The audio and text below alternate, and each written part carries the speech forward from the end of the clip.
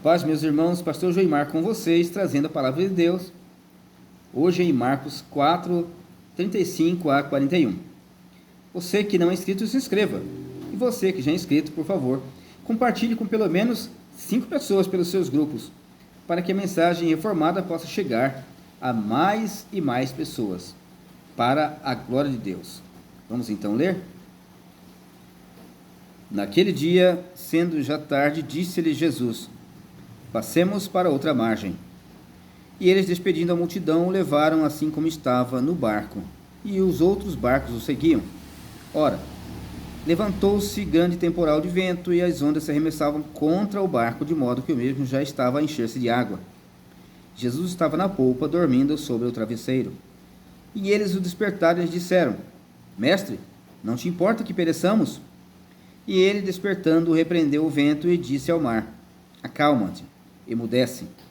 O vento se aquietou e fez-se grande bonança. Então lhes disse: Por que sois assim tímidos? Como é que não tendes fé? E eles, possuídos de grande temor, diziam uns aos outros: Quem é este que até o vento e o mar lhe obedecem? Que o Senhor nos abençoe. Amados irmãos, o Evangelho de Marcos foi escrito para evangelizar os cristãos que estavam nas imediações de Roma, para dizer-lhes palavras de conforto de que Jesus é o Messias.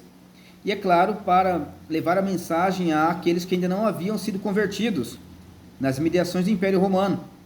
Uma vez que Marcos era um intérprete de Pedro para a língua grega, ele tem o objetivo também de mostrar que Jesus é aquele que reina sobre todas as coisas, não só sobre pessoas, como os imperadores romanos reinavam, mas Jesus reina sobre todas as coisas, inclusive os elementos da natureza. Nenhum imperador é capaz de reinar sobre eles, mas Jesus sim. Portanto, ele mostra um Jesus, filho do homem onipotente, que consegue dominar não somente os homens e os corações dos homens, mas o mundo inteiro lhe pertence.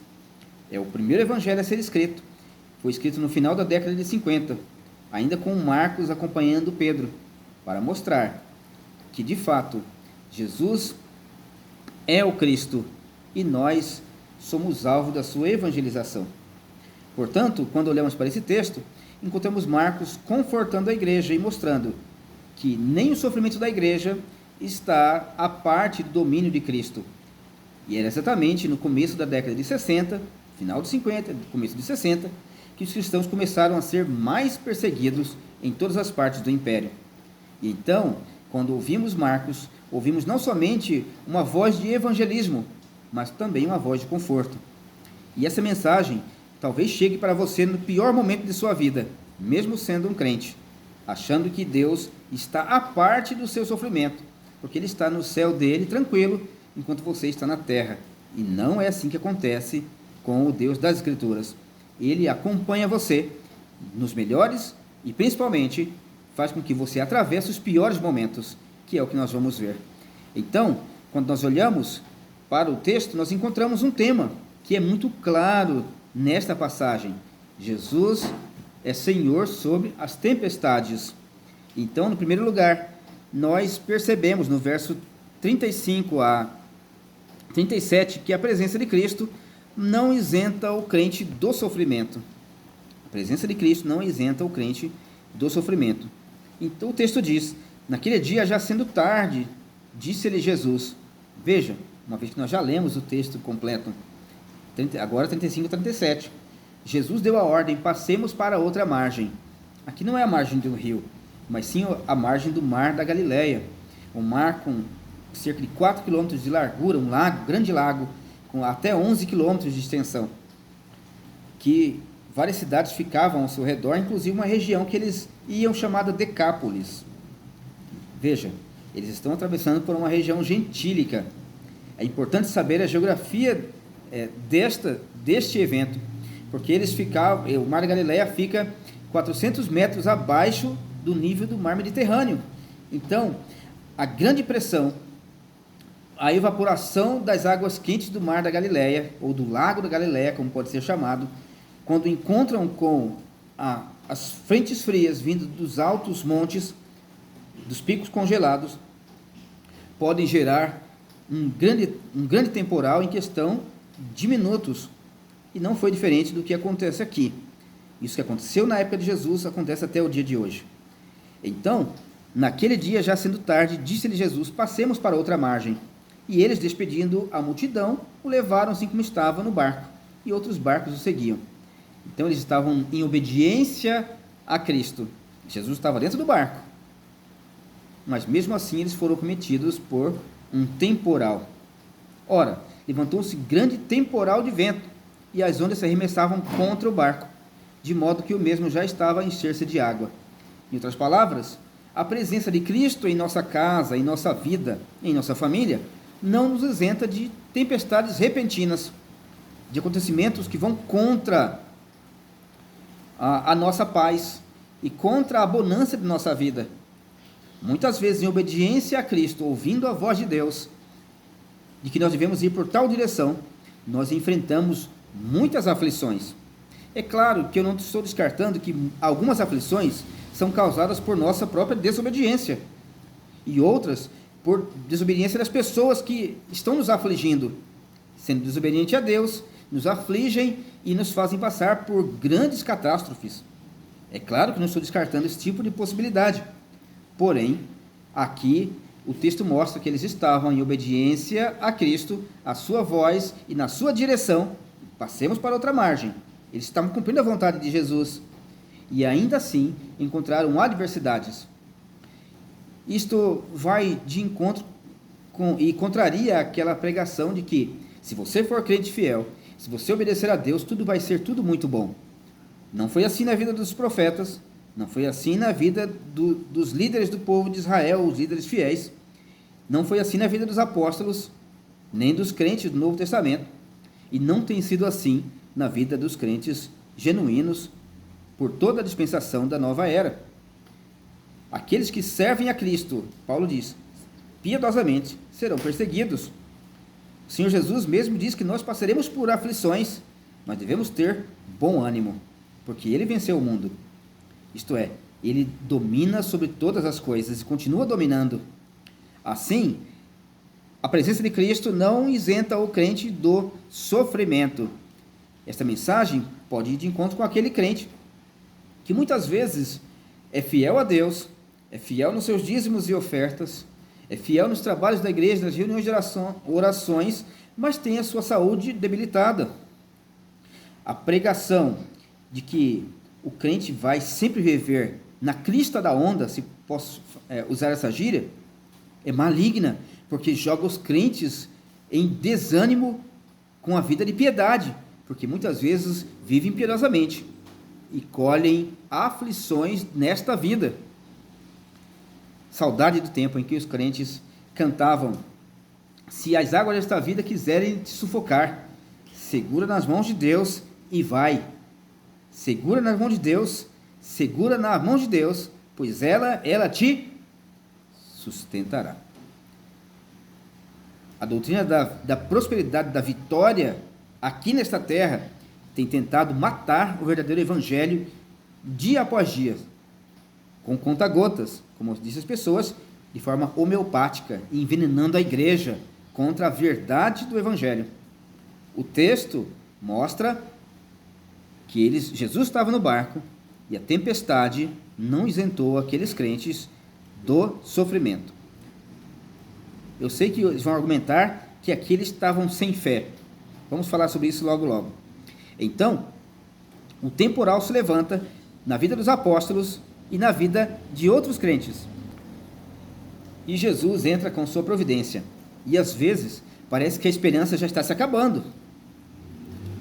Talvez a sua esperança já esteja se acabando. O barco já estava para encher-se de água. Isto é, Senhor, a minha vida está se acabando. Não tenho mais recurso. Não tenho mais recursos. Não tenho mais a quem recorrer. Quando nós olhamos, nós percebemos que é possível que sejamos solapados de todos os lados por grandes baques, mesmo sendo obedientes a Deus. Mas não quero desanimar você. Em segundo lugar, nós encontramos O tempo de Deus não é sinal de displicência. O tempo de Deus, de ação de Deus, não é sinal de displicência. Por quê? Porque muitas vezes nós podemos imaginar que Deus não vai agir ou não se importa, que simplesmente estamos passando dificuldades sozinhos e que a igreja ela funciona das portas para dentro, mas das portas para fora o que vale é o que você aprendeu com o mundo, o que você aprendeu com os esquemas desta vida, o que você aprendeu com os conselhos dos homens bons do comércio, com as pessoas que têm mais experiência de vida, mesmo que não servissem a Deus, por achar que Deus domina da igreja portas adentro, mas das portas para fora é cada um por si, Deus por todos. É claro que isso é um engano. Como diz uma música profana antiga, que é cada um por si, e não é cada um por si. Deus está cuidando dos seus filhos em todos os momentos. Então, do verso 38, nós encontramos: e Jesus estava na polpa do barco, dormindo sobre o travesseiro. E eles o despertaram e lhes disseram: Mestre, não te importa que pereçamos? É claro que nós encontramos aqui Jesus dentro do barco, dormindo, mas não estava ausente. É claro que nós, olhando hoje, Deus não dorme nem dormita, nem cochila, o guarda de Israel. Deus não dorme, Deus não está alheio nem aquém aos seus problemas, como muitas vezes você pode pensar, mesmo que você tenha sido causador deles, mesmo que as pessoas que colocaram problemas sobre a sua vida sejam poderosas, tenham o poder da caneta, de decisões que enquadram vários aspectos da sua convivência familiar ou da sua vida profissional. Ainda assim, Deus é Senhor sobre todas as coisas. Não importa que acontecimentos terríveis nos acometam, Jesus está presente, mas Deus não está morto, ao contrário do que Nietzsche afirmou no século XIX. Deus não está morto, ao contrário do que ele afirmou. Deus não morreu, porque Deus não pode morrer. Assim, nós encontramos, Jesus estava dormindo sobre o travesseiro. Os barcos que eles usavam eram grandes, de 6 a 7 metros, com uma parte coberta no fundo, onde se colocavam as redes e os utensílios e as roupas secas. E esse barco foi solapado com tanta força, que ele já estava quase se enchendo de água. Provavelmente Jesus estava num canto sequinho, lá no fundo do barco, e eles, experientes na pesca, a maioria deles eram pescadores e tinham cooperativa de pesca. Simão Pedro era um deles. Mesmo pescadores inexperientes, clamaram ao carpinteiro de Nazaré pela salvação de suas vidas. Você tem que clamar a Deus. O Salmo 44, 24 diz: Por que escondes a face e te esqueces da nossa miséria e da nossa opressão? Não é pecado clamar a Deus. Não é pecado buscar a Deus por livramento. Também o Salmo 106, se você puder abrir a sua Bíblia. Temos um pouco de barulho hoje aqui, né? De novo. Salmo 106 diz 9. Diz assim: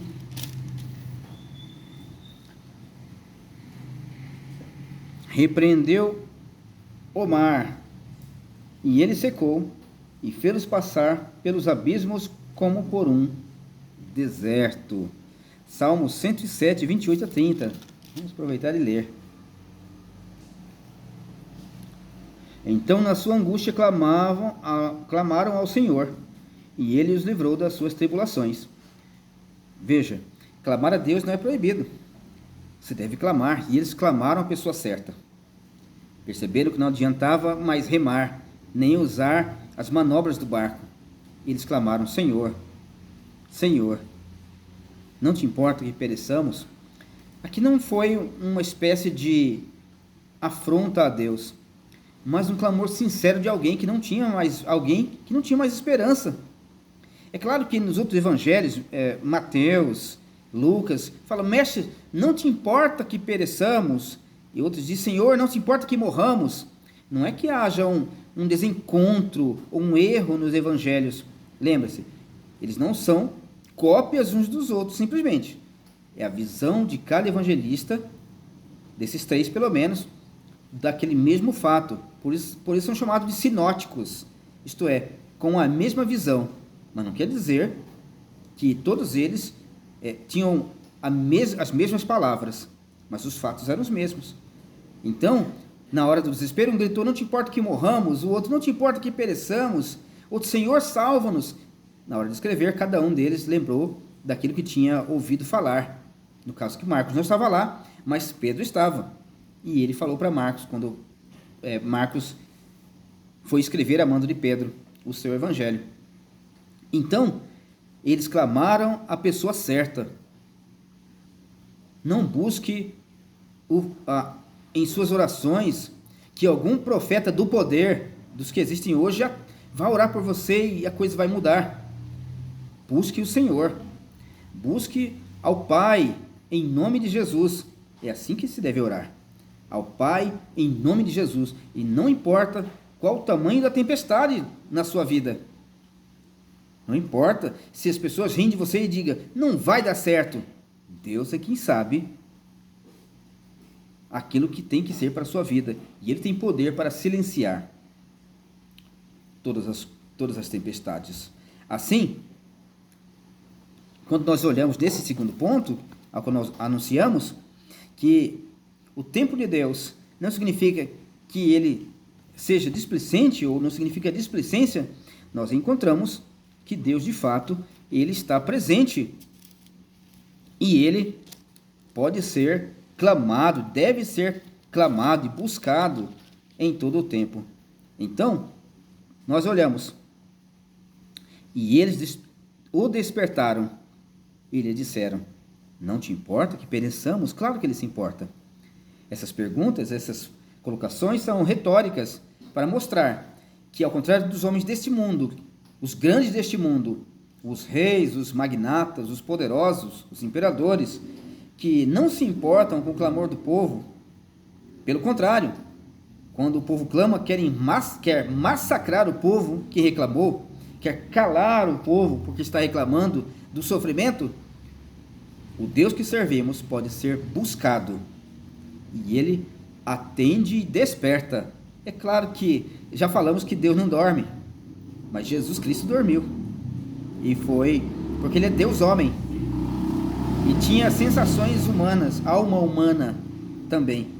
O Cristo, o Filho de Deus, possui agora, depois da encarnação, alma humana, porque é verdadeiramente homem, e pode sentir aquilo que você sente, da forma como você sente, porque Ele foi igual a nós e tentado em todas as coisas, e provado em todas as coisas, mas sem pecado.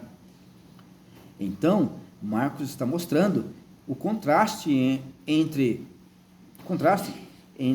os maus imperadores, os reis, governantes mundanos, e o Cristo.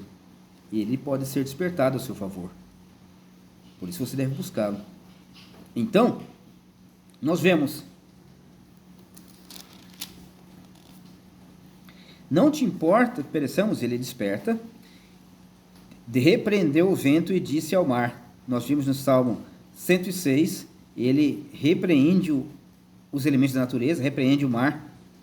E então, nós encontramos o Salmo 107, 28 e 29.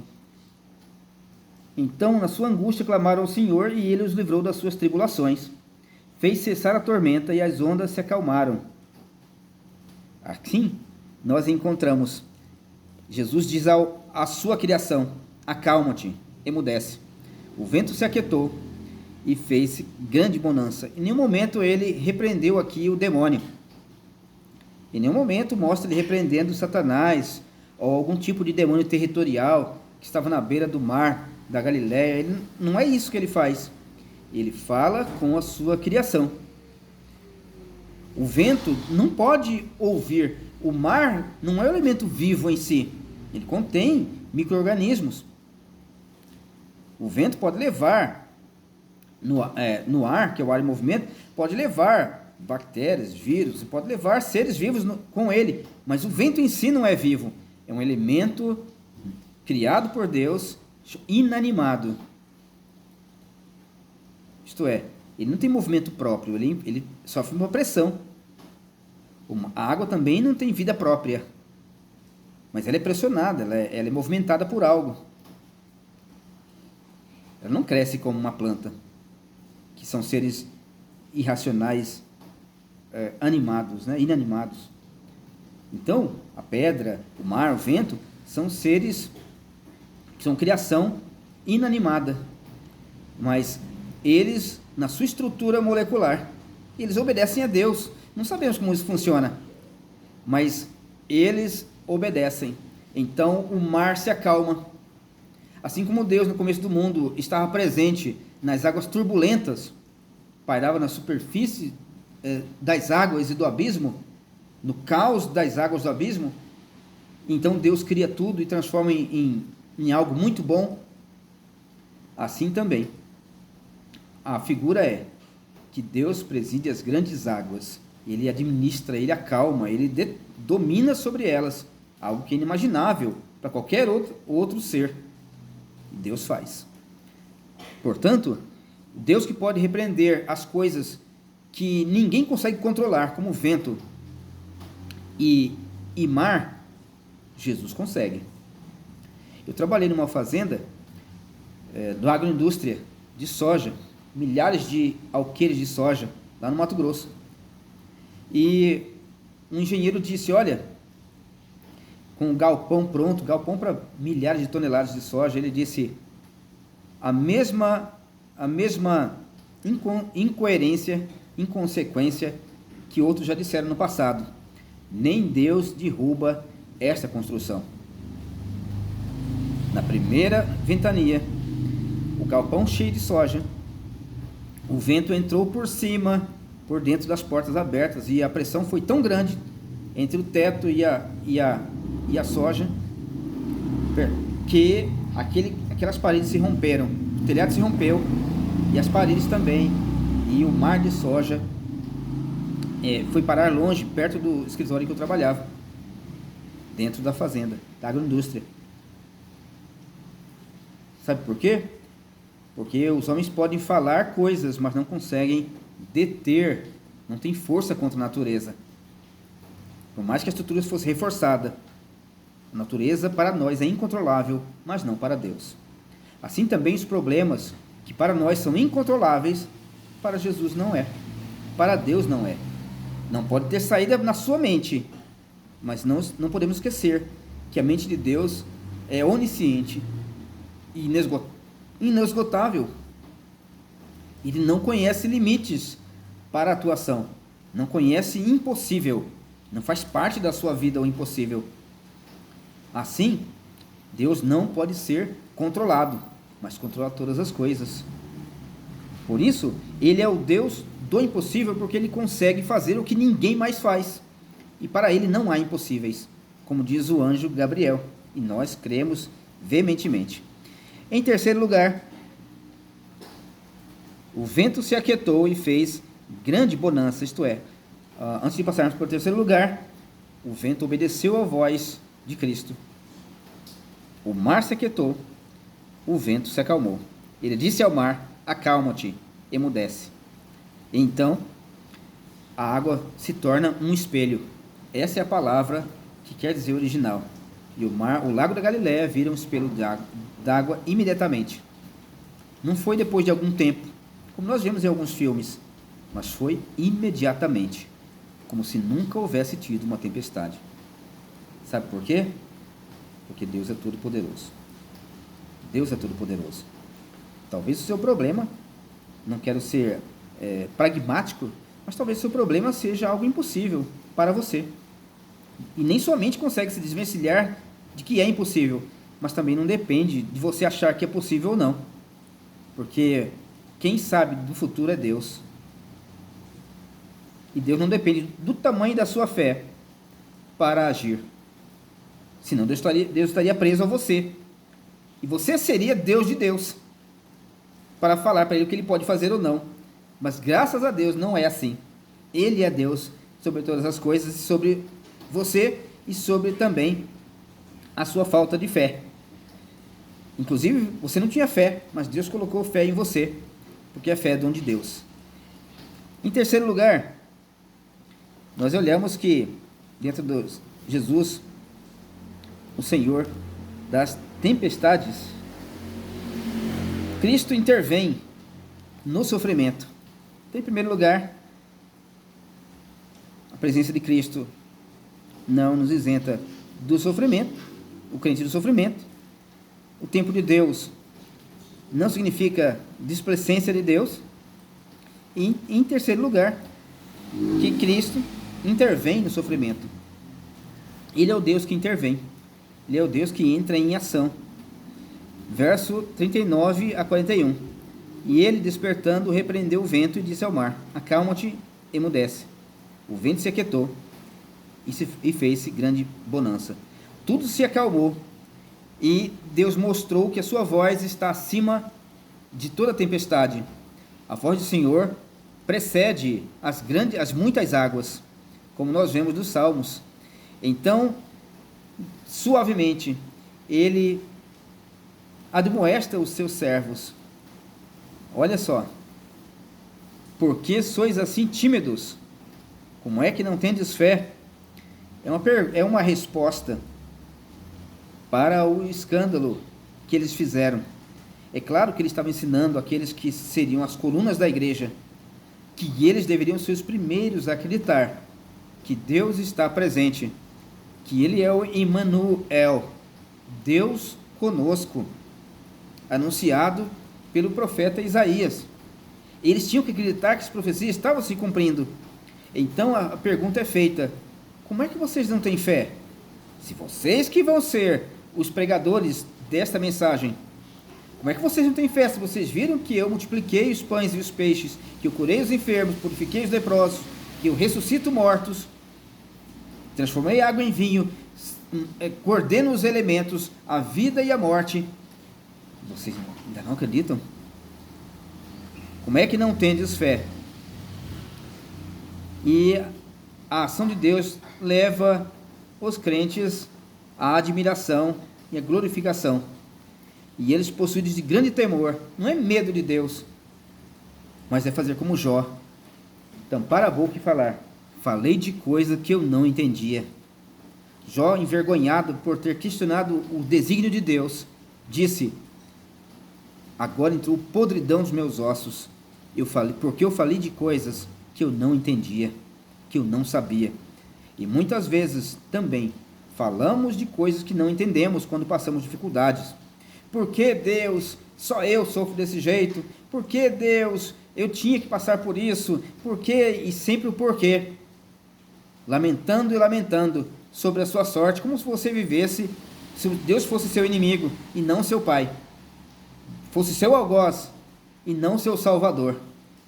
Assim, os porquês que são colocados pelos crentes são a mostra de que, de fato, seus corações ainda não entendem quem é o Deus do Evangelho, quem é o Deus que eles servem e quem é o Cristo que prometeu estar com eles até o fim dos tempos. E eles possuíram de grande temor. Aqui é temor e tremor, um temor santo, não medo de Jesus, mas temor daquilo que tinham falado e de como eles foram infantes na fé. Eles diziam entre um e outro: quem é este que até o vento e o mar lhe obedecem? É claro que a pergunta também é retórica. Marcos já tinha a resposta, Pedro já tinha a resposta. Eles sabiam quem ele era, o Messias, o Salvador de todo o mundo, o Salvador do mundo, como é dito no Evangelho de João. Ele é, de fato, Deus homem, o Verbo que se fez carne, o Emmanuel, que está entre nós e durante a tempestade está conosco e sempre pronto a nos livrar. Diz um hino antigo que cabe muito bem para o momento: Se temos de Lutero, vocês conhecem esse hino, Castelo Forte, que todos devem se silenciar para ouvir. Se temos de perder família, bens, prazer, e tudo se acabar, e a morte enfim chegar, com ele reinaremos. Essa é a vida e as palavras de um crente que entendeu por que estamos neste mundo. Eles sabem quem é Jesus, e eles sabem por que o vento e o mar lhe obedecem, porque ele é o Deus Filho encarnado, Salvador, o Salvador, que veio para nos resgatar e operar em nós uma nova vida, um novo propósito, com novas perspectivas, com um novo andar, e mostrar a sua salvação. É claro que eles chegaram na outra margem e havia os endemoniados gadarenos. É por isso que as pessoas falam que quem fez a tempestade ali foram os demônios. O texto não fala isso. Quando fala de demônio, fala na passagem. Aí tinha demônio mesmo. Tá? Aí fala do demônio. Mas as coisas que nós não entendemos e que não controlamos também estão nas mãos de Cristo. E Ele conduz todas as coisas, como diz Hebreus, pela palavra do seu poder. O mundo está sendo conduzido por Ele. Os eventos da sua vida não estão alheios a isso. O apóstolo Paulo diz que eu estou bem certo, que nem morte, nem vida, nem anjos, nem principados, nem potestades, nem as coisas do presente, nem do porvir, nem poderes, nem altura, nem profundidade, nem qualquer outra criatura poderá nos separar do amor de Deus que está em Jesus Cristo. Isto é, não importa o que passamos, se vivemos para Ele vivemos, se morremos, para Ele morremos. O que importa é que a misericórdia de Deus nos acompanha, mesmo nos piores momentos. Que Deus te abençoe e faça você levantar da fraqueza de fé e saber que Jesus está acompanhando você neste momento, nessa sua dificuldade. E com certeza é para um bom propósito. Deus te abençoe e acompanhe aqui no canal mais e mais passagens da Escritura. Fique com Deus.